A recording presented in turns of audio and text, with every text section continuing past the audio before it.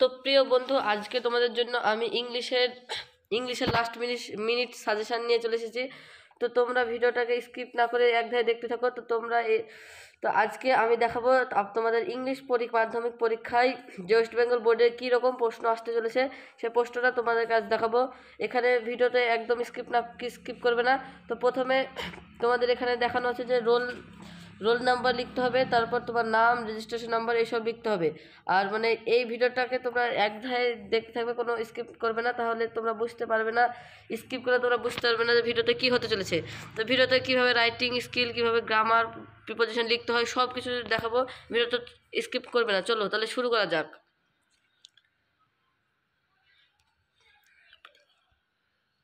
তো এখানে প্রথমেই লেখা আছে, দেখো, section A, reading compression scene.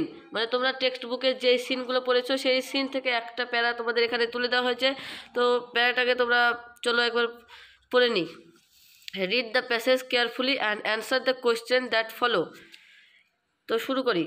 A month later come for father. After he finished reading it, his eye looked as if he had been crying.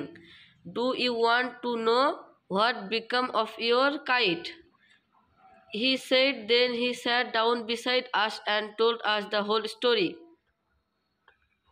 তো বন্ধুরা, তোমরা সেকশন এর যে সিনটা তুলে দিয়েছে সেটা তোমাদের টেক্সট বুক থেকে তুলে দেওয়া হয়েছে। তো সিনটাকে তোমরা ভালো করে পড়বে। তো সিনটা তোমরা যদি ভালো করে না পড়ো, তাহলে তোমাদের নিচের যে প্রশ্নগুলো দেওয়া আছে, এই প্রশ্নগুলো সিন থেকে দেওয়া আছে। তাই তোমাদের কাছে এই সিনটা খুবই গুরুত্বপূর্ণ। আর সিনটাকে খুবই ভালো করে মানে মনোযোগ দিয়ে পড়বে এবং বুঝে বুঝে পড়বে। কারণ সিন ছাড়া এই মাধ্যমিক পরীক্ষায় মানে ইংলিশের নাম্বার তোলা খুবই কঠিন হয়ে পড়বে।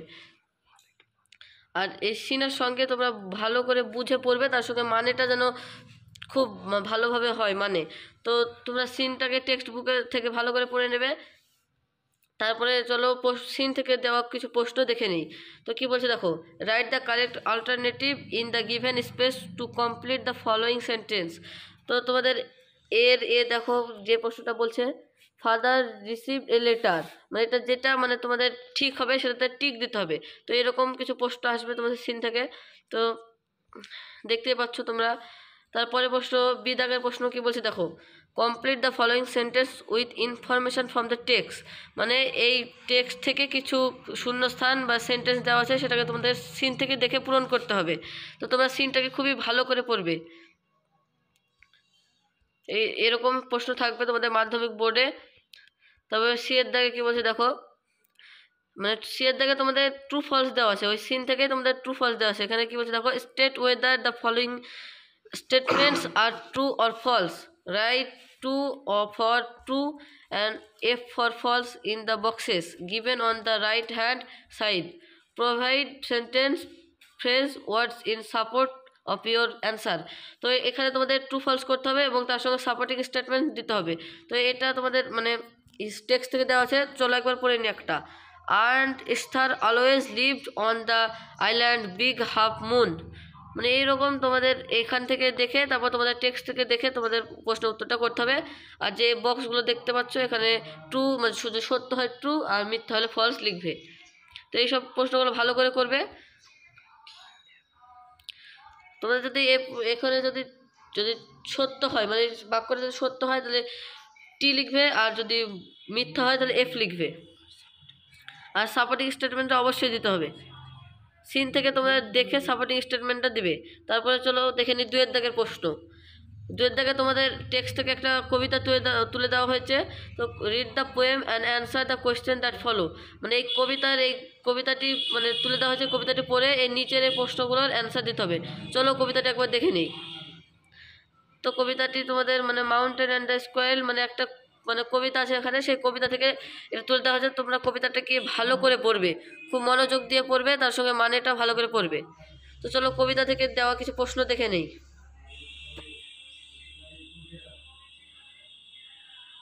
প্রথম প্রশ্ন কি বলছে দেখো, write the correct alternative to complete the following sentence. মানে এখানেও যেখানে চারটে অপশান দেওয়া আছে তার মধ্যে যেটা ঠিক হবে সেটাতে টিক দিতে হবে। তো এখানে পূর্ণমান থাকবে 1 করে, চারটে প্রশ্নের পূর্ণমান তোমাদের 4। আর তোমাদের এখানে মানে যেই অ্যান্সারটা সঠিক হবে সেই অ্যান্সারটাকে এখানে লিখতে হবে। যেখানে অ্যান্সার লেখা ফাঁকা ঘর, এখানে তোমাদেরকে সে সঠিক উত্তরটি লিখতে হবে।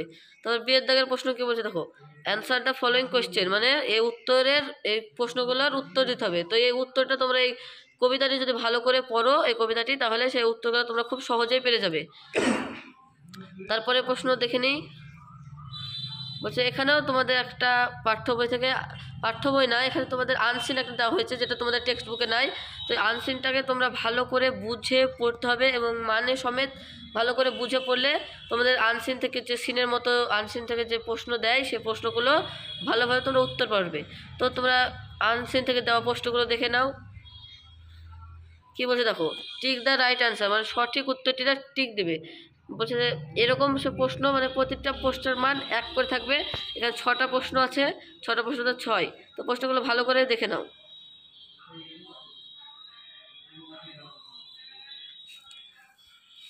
তারপরের প্রশ্ন দেখো কি বলছে দেখো, each of the following statements is either true or false, right true for T for true and F for false in the boxes on the right hand side. Also pick out a suitable line or phrase from the passage in support of your answer, মানে এটাও তোমরা উপরে যেরকম true false করলে এটাও ঠিক একইভাবে এটা আনসিন থেকে করতে হবে। তাই তো এখানে যদি তোমাদের হচ্ছে সত্য হয় তাহলে টি লিখবে, আর হচ্ছে মিথ্যা হলে এফ লিখবে। আমি তোমাদের আগেই বলেছি। তারপরে দেখো এখানে কি বলছে, সি এর দাগে অ্যান্সার দ্য ফলোয়িং কোশ্চেন, মানে এখানে উত্তর আছে, প্রশ্ন আছে, প্রশ্নের উত্তর লিখতে হবে। উত্তর যদি লিখতে পারো তাহলে তোমাদের পূর্ণমান থাকবে 2। তো এটা আনসিন থেকে প্রশ্ন দেওয়া হয়েছে, তোমরা যদি আনসিন ভালো করে করো তাহলে এই উত্তরটা সহজেই দিতে পারবে। তারপরের প্রশ্ন দেখে নাও, একই প্রশ্ন সব। তারপরে সেকশন বি এ তোমরা দেখতে পাচ্ছ গ্রামার অ্যান্ড ভোকাবুলারি। তো এই গ্রামার অ্যান্ড ভোকাবুলারি তোমাদের বইয়ের পাঠ্য বই থেকেই দেওয়া হবে, আবার বাইরে থেকেও দিতে পারে, সেটা কোনো সমস্যা নয়। এখানে প্রথম প্রশ্নটা বা প্রথম গ্রামারটা কি বলছে দেখো, write the correct alternative to feel in the blanks, মানে এখানে 3টে অপশান আছে, যেটা সঠিক হবে সেটা শূন্যস্থানে লিখতে হবে। প্রশ্নের মান থাকবে 1, 3 × 1 = 3। তো এখানে 5-এর এ কি বলছে দেখো, fill in the blanks with অ্যাভার্টিভ আর্টিকেলস অ্যান্ড প্রিপোজিশন, মানে এখানে তোমাদের আর্টিকেল প্রিপোজিশন বসাতে হবে। এখানে তোমাদের আর্টিকেল প্রিপোজিশন বসালে পূর্ণমান থাকবে 3। এখানে বেশিরভাগ মাধ্যমিক পরীক্ষায় 5 মার্কের থাকে, তো এখানে 3 মার্ক দিয়েছে, সেটা বড় কথা না। তোমরা এই আর্টিকেল প্রিপোজিশন তোমাদের মাধ্যমিক পরীক্ষায় আসবে, একদম 100% আসবে। তো চলো বিয়ের 1-এর দাগের প্রশ্নটা দেখে নেই। এখানে বলছে the poor man carried a heavy load, মানে এখানে চেঞ্জ দ্য ভয়েস, এখানে ভয়েস চেঞ্জ করতে হবে। এটা তোমরা সহজেই পেয়ে যাবে। এটা ভয়েস চেঞ্জ, তোমরা যদি ভয়েস গ্রামারটা যদি ভালো করে করো তাহলে ভালো পারবে। আর ন্যারেশন ভয়েস তোমাদের আসবে অবশ্যই, একদম 100% আসবে, তোমরা ভালো করে দেখে যাবে। তারপরে প্রশ্ন দেখো কি বলছে, what has he done father said স্বামী, এটা হচ্ছে চেঞ্জ ইনটু ইনডাইরেক্ট স্পিচ, মানে এটা ডাইরেক্ট করা আছে, তোমাদের ইনডাইরেক্ট স্পিচ মানে তোমাদের ন্যারেশন চেঞ্জ করতে হবে। তারপরে প্রশ্ন দেখো কি বলছে, the people were too stern to speak in beginning, মানে কি বলছে দেখো, rewrite the sentence using so that that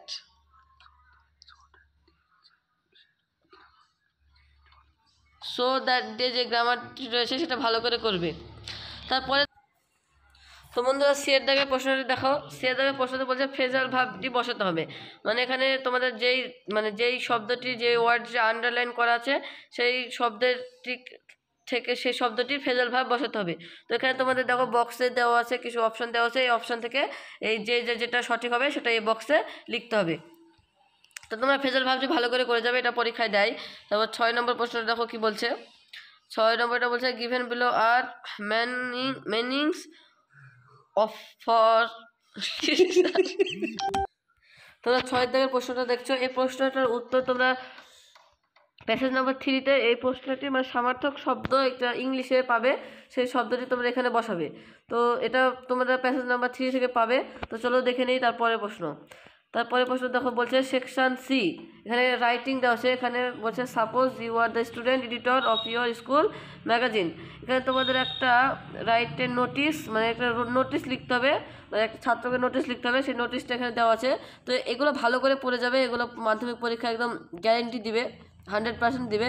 তো তারপরে দেখো তারপরে বলছে রাইট এ স্টোরি, মানে এখানে কিছু তোমাদের হিন্টস দেওয়া আছে, সেই হিন্টস থেকে তোমাদের মানে স্টোরি লিখতে হবে, গল্প লিখতে হবে, যেটা হবে 100টা শব্দের মধ্যে। তো তারপরে প্রশ্ন দেখে নাও, 9 নম্বর প্রশ্ন এখানে বলছে রাইট এ লেটার, একটা চিঠি লিখতে হবে, এটাও 100 শব্দের মধ্যে একটা চিঠি লিখতে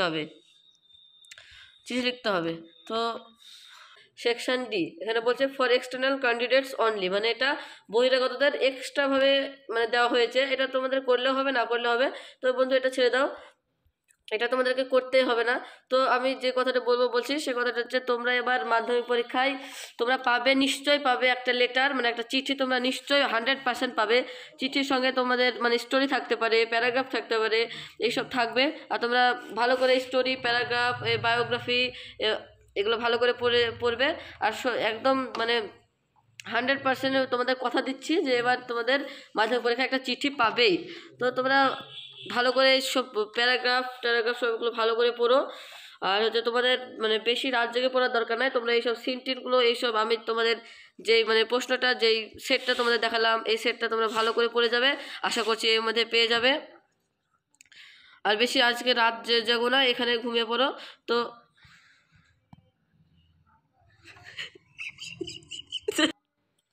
তো বন্ধুরা তোমরা আজকে বেশি তোমরা রাত জেগে পড়বে না, কারণ আজকে রাত জেগে যদি তোমরা পড়ো তাহলে তোমাদের কিছুই মনে থাকবে না। তোমরা মানে পরীক্ষার আগে যা পড়েছো সেগুলোই তোমরা ভালো করে দেখে নেবে। তো যারা মানে কমার্স ছাত্র, যারা কমার্স স্টুডেন্ট, তাদের জন্য আমি একটা টিপস বলেছি। তো টিপসটা তোমরা অনেকেই ইংলিশ দেখে ভয় করো, তো ইংলিশ দেখে তোমাদের ভয় করার কিছু দরকার নাই। ইংলিশে তোমরা যেই সব ইংলিশে গল্পগুলো আছে সেই গল্পগুলো তোমরা নোট বা সহায়িকা রেফারেন্স থেকে তোমরা সেই গল্পগুলো, গদ্য পদ্যগুলোর যে বিষয়বস্তু আছে সেই বিষয়বস্তুটা তোমরা ভালো করে বুঝে পড়ে নেবে। এবং এই আমার কাছে যে আমি যে তোমাদেরকে যে সেটটা দিলাম, এই সেটের যে সিন প্যারাগ্রাফগুলো মানে সিনগুলো দেওয়া, সেই সিনগুলো নোট থেকে ভালো করে বঙ্কানুবাদগুলো দেখে নেবে। আর তোমরা যদি খুবই ইংলিশে দুর্বল হয়ে পড়ো, খুবই মানে গ্রামারের দিক থেকে, যদি রাইটিং স্কিলের দিক থেকে যদি দুর্বল হয়ে থাকো, তাহলে তোমরা মানে রাইটিং স্কিল যদি তোমরা যদি না পারো তাহলে তোমরা সেটা মানে ছেড়ে দেবে না, তোমরা ভালো করে চেষ্টা করে রাইটিংগুলোকে ভালো করে মানে সিন মানে হিন্টস দেওয়া থাকবে, হিন্টস দেখে ভালো করে তোমরা করবে। তো তোমরা যদি এইসব মানে তোমাদের যদি খুবই অসুবিধা হয়, তো তোমরা গুগল ট্রান্সলেট নামক একটা অ্যাপ আছে, সেখান থেকে তোমরা এইসব মানে সিনকে তোমরা সিনের মানে বঙ্গানুবাদ করে দেখতে পারো। তো তোমরা বন্ধুরা আজকে আর বেশি কথা বলছি না, তো এখানে শেষ করছি। তোমরা চ্যানেলটিকে সাবস্ক্রাইব করে আমাদের পাশে থাকো, রিয়েল হিউম্যান ইভেন্টসের পাশে থাকো। তো আর বেশি কথা না বলে এখানে আমার ভিডিওটা শেষ করলাম। তো বাই, আশা করি তো ভালো করে পরীক্ষাটি দিও। বাই, আবার দেখা হচ্ছে পরের ভিডিওতে।